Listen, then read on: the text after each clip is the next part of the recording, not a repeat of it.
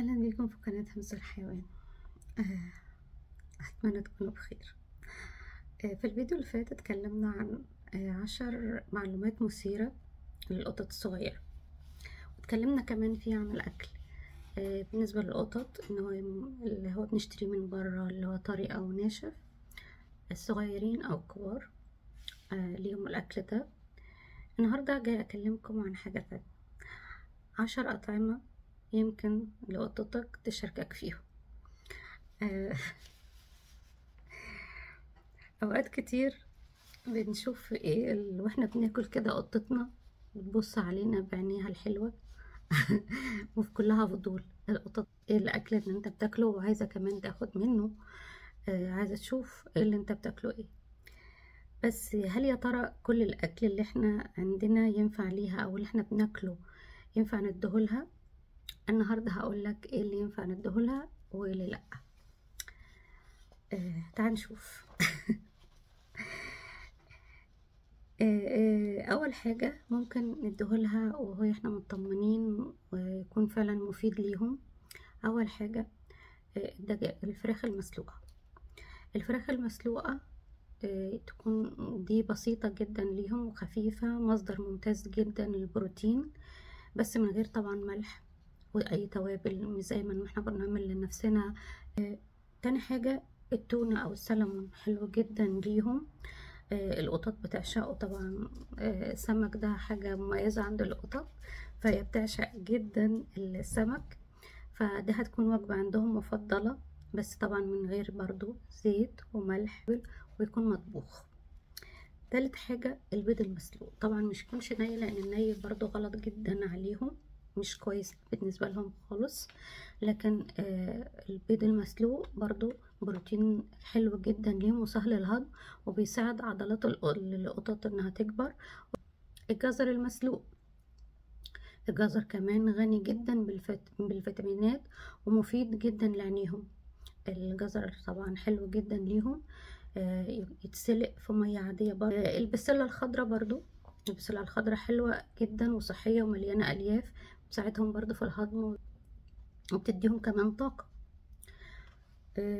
القرع العسلي برضو بينظم الهضم، بيخفف الإمساك، بيديهم ممكن تضيف على أكلهم، يعني ممكن إن احنا نعمل أكل ليهم أو أكلهم، وممكن نسلق القرع ونهرسه كويس ونضيفه مع الأكل بتاعهم، ده برضو بيكون وجبة ممتازة ليهم. الزبادي الطبيعي، الزبادي الطبيعي كويس ليهم برضو جدا. القطط لو القط يتحمله، لان ممكن في قط ما يقبلش الزبادي قوي علشان فيها اللذعة شوية، او بيحب اللبن طبعا، لكن ممكن ما يقبلش الزبادي. فلو قبلوا فده كويس جدا، برضو بيساعدوا على الهضم، وبرضو بدون سكر.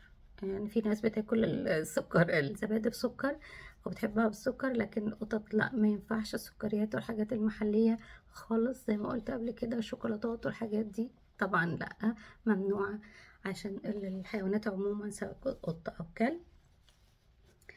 لكن الزبادي من غير سكر اوكي. تمن حاجة الشوفان.